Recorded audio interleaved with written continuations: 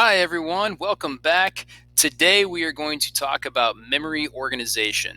So, again, think about that Atkinson-Shiffrin memory model. It's got the three memory systems. We've got our sensory memory, our short-term memory, and our long-term memory. Our last lecture, we talked about encoding. How do you get information from short-term into long-term? Our next lecture is going to talk about retrieval. How do we get stuff out of long-term? So today's lecture, we're going to focus on long-term memory. So these are the memories that have unlimited capacity, that have unlimited duration. Well, the good news is your brain is really, really organized. You may not think it is, but the reality is your brain is incredibly organized. You have millions of memories, and you are able to pull those memories out at the drop of a hat. I can tell you, I could ask you, what's your phone number? What's your address? What's your favorite color? What did you do for your 15th birthday party? And all of these random memories, you should be able to recall pretty quickly. And it's because your brain has a great organizational system for your long-term memory. So let's take a look at how your long-term memories are set up. First of all, there is this kind of division of the types of long-term memory. Some of our long-term memories are what we call explicit memories. We also refer to these as declarative memories. And they are declarative because you can declare them. You can easily say them out loud. Let's focus first on this type of long-term memory. Explicit memories or declarative memories, these require conscious recall. We have to think about them in order to say what they are. They are formed in the part of the brain that we call the hippocampus. And if you are curious how to spell hippocampus, it's right there in the middle on this slide. The hippocampus helps form these long-term explicit memories, what we call declarative memories. There are two main types of explicit memories. Some explicit memories are semantic. And an easy way to remember semantic memories is it's the stuff you learn in school. Think, can you Google it? You have lots of semantic memories. I have a lot of semantic memories. And assuming we know what we're talking about, they're the same memories, right? So you have a memory for what the state capital of Missouri is. You have a memory for who the first president was. You have a memory for what 5 times 6 is. I have a memory for all those things too. And assuming we know what we're talking about, your memory is the same as my memory. Those are semantic memories. Now I have to think about it. If someone were to stop me in the street and say, what's 5 times 6? I'd say it's 30, but I got to think, well, okay, what's 5 times 6? Hey, it's 30, right? What's the state capital of Missouri? It's Jefferson City. I have to think about it. It's conscious recall. They are things that I could look up on my phone. There's things that I was taught in school. Those are what we call semantic memories, and it is shared general knowledge. Another type of explicit memory are what we call episodic memories. Episodic memories are unique to each and every one of us. They're still based on facts, but they are the unique personal facts of your life. Think if your life was a TV show, what would some of the different episodes be of that show? If someone was following you around like you were a Kardashian, what would those episodes be about? Maybe there'd be an episode about your birthday party. Maybe there'd be an episode about an embarrassing thing that happened to you. Maybe there's an episode about breaking up with a boyfriend or a girlfriend. Those are all memories that you have that are unique to you. You have a memory of your first day of school. So do I. But they're different memories. They're still based off of facts. We could still confirm them, which makes them explicit. And I can still easily say out loud what those memories are. Again, they're explicit memories, but they're unique to me. They're episodic.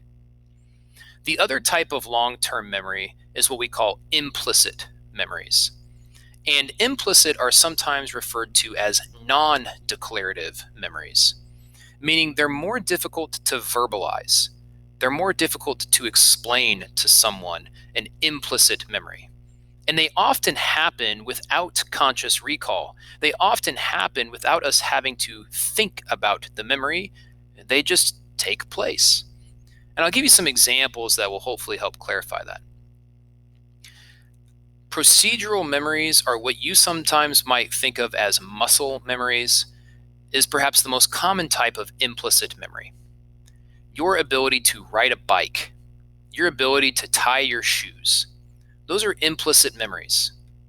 They're non-declarative, meaning it's difficult to say to someone how to do it. Yeah, I mean, I can maybe describe how to tie my shoes, but it's not very easy to describe that memory of how to tie your shoes. It's non-declarative, it's implicit. I don't have to think about it.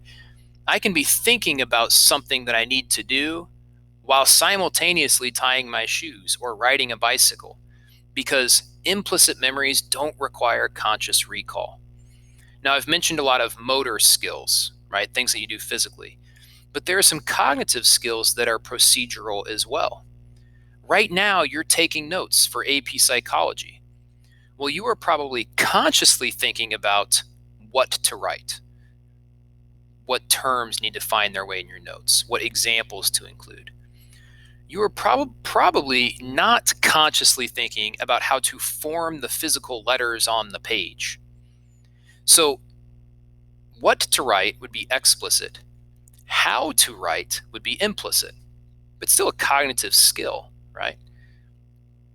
Now, another type of implicit memory that I'm just going to introduce today, but we're going to talk more about this later this school year, is an idea of priming.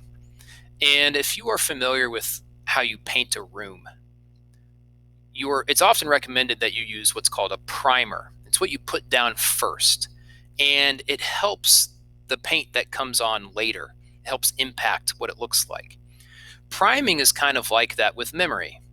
With priming, you have some experience, and because of that experience, it impacts how you might think, feel, or act later. I'm going to give you a really weird example. Imagine that you come into psychology and I say, "Good news, everyone, it's Bunny Rabbit Day." And I'm dressed up like a bunny rabbit. I'm hopping around. I've got the ears and the tail. I'm throwing carrots to everyone. I release little baby bunnies and they're hopping up and down the rows of my classroom. It's fun because it is Bunny Rabbit Day. And about 30 minutes into it, I say, "Hey, guess what? We're going to have a spelling test." And I say, "I want you all to spell chair." And so you all write chair. I say, "Spell table." So you all write table. And I say, "Spell hair." Well, what's interesting is a lot of people would likely spell hair as in a bunny rabbit, H-A-R-E, instead of hair on your head, H-A-I-R, because they've been conditioned, they've been primed to think that way. So they have a memory of something, perhaps not a conscious memory, and it impacts future feelings, thoughts, behaviors. Implicit memories are located in a different part of the brain. Implicit memories are created in what we call the basal ganglia, and those are for kind of fine-tuned, fine motor control. Things like buttoning a button or writing your notes. And then your cerebellum in the back of your brain, those help with what we call gross motor control. Big things like hopping on one foot or swinging a golf club, right? So basal ganglia, fine motor control, cerebellum, big movements. Both of those deal with implicit memories, right? These muscle memories that we discussed. So I hope that helps. I hope you've got some good examples in your notes. If you have any questions, if you're struggling, check your textbook, ask a classmate, or certainly make sure that you ask me. And as always, everyone, good luck.